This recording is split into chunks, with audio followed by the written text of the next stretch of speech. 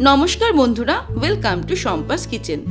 আজকে নিয়ে এসেছি দারুণ টেস্টি আর খুবই ইজি সুজির ধোকলা রেসিপি, যা এতটাই সহজে তৈরি করা যায় আপনারা দেখলে অবাক হয়ে যাবেন।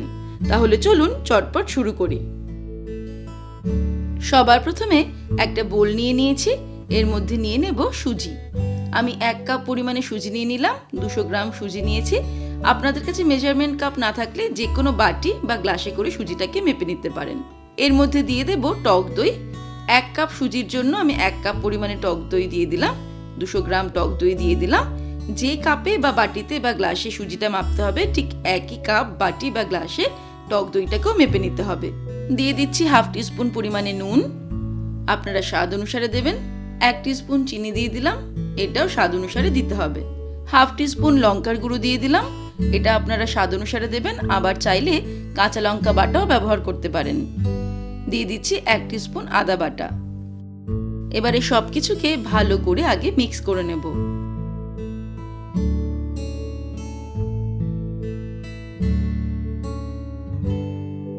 সবকিছুকে ভালো করে মিক্স করে নিয়েছি।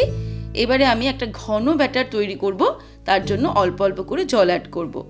একই কাপে জল নিয়ে নিয়েছি, যেটাতে দই নিয়েছিলাম। এখান থেকে অল্প অল্প করে জল অ্যাড করছি। সবার শেষে বলছি কি পরিমাণ জল অ্যাড করতে হলো। 1/4 কাপ জল আমি ব্যবহার করে এই ব্যাটারটা তৈরি করলাম। এবার এটাকে ঢেকে রেখে দেব 15 থেকে 20 মিনিট, যাতে সুজিটা সেট হয়ে যায়। তারপরে ফিরে আসছি। এই ফাঁকে একটা কেক টিন নিয়ে নিয়েছি আমি।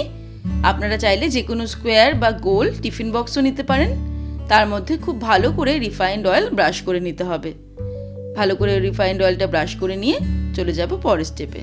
এবারে একটা কড়াইতে একটা স্ট্যান্ড বসিয়ে নেব।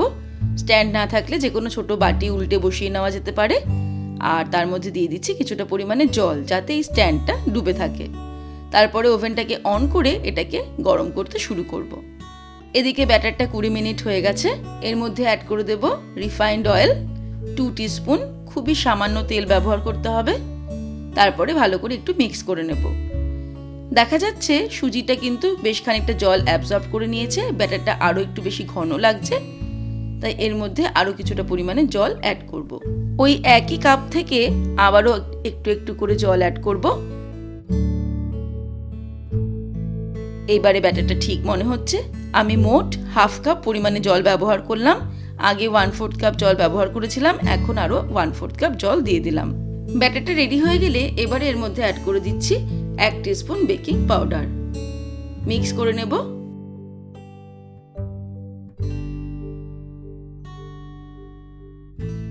ভালো করে মিক্স করে নেওয়ার পরে এবারে সবশেষে দিয়ে দেব 1/2 টিস্পুন বেকিং সোডা।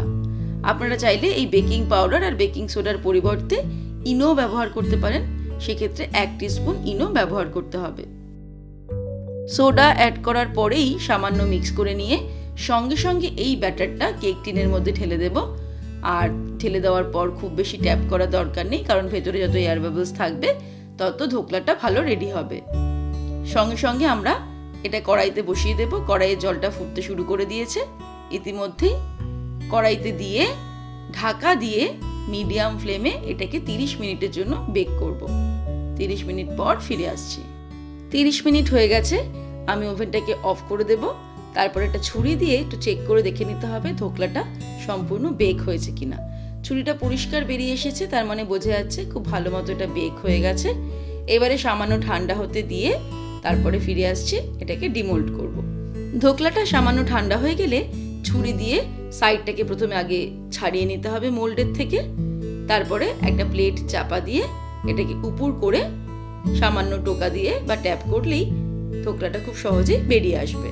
এবারে একটা তড়কা প্যানের মধ্যে নিয়ে নেব 2 টেবিল স্পুন পরিমাণে রিফাইন্ড অয়েল। তেল গরম হয়ে গেলে এর মধ্যে দিয়ে দেব 1/2 টিস্পুন সর্ষে, 1/4 টিস্পুন হিং দিয়ে দিলাম। 4-5টা কাঁচা লঙ্কা চিড়ে রেখেছি, সেটা দিয়ে দিলাম। আর দিয়ে দিচ্ছি 1 মুঠো কারি পাতা। এবারে মিডিয়াম ফ্লেমে ফোড়নটাকে 1 মিনিট ফ্রাই করে নেব। ব্যাস 1 মিনিট আমি ফোড়নটাকে ফ্রাই করে নিলাম।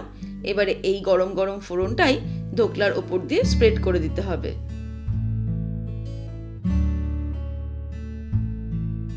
ফোড়নটা ধোকলার উপর দিয়ে ছড়িয়ে দেওয়ার পর এবারে আমি এটাকে পিস পিস করে কেটে নেব, নিজেদের ইচ্ছে মতো ছোট বা বড় পিস করে কেটে নিতে পারি। তারপরে রেড চাটনি বা গ্রিন চাটনি দিয়ে আমরা ধোকলা সার্ভ করে দেবো। এই রেড চাটনি বা গ্রিন চাটনি কি করে তৈরি করতে হয় তার রেসিপি আমি আগের ভিডিওতেই শেয়ার করেছি। আমি সেই রেসিপির লিঙ্ক ডেসক্রিপশনে দিয়ে দেবো। আর তাছাড়াও আপনারা ইউটিউবে গিয়ে দই বড়া রেসিপি বাই শম্পাস কিচেন বা doi bora chutney recipe by Shampa's kitchen search করলেও পেয়ে যাবেন। তাহলে দর্শক বন্ধুরা, আজকের এই রেসিপি আপনাদের কেমন লাগলো আমাকে ভিডিওর নিচে কমেন্ট সেকশনে কমেন্ট করে জানাবেন। ভালো লাগলে লাইক করার অনুরোধ রইল, আর বন্ধুদের সঙ্গে কিন্তু অবশ্যই শেয়ার করুন। ভালো থাকবেন, সুস্থ থাকবেন। আমি আবার হাজির হব নতুন নতুন রেসিপির সঙ্গে। নমস্কার।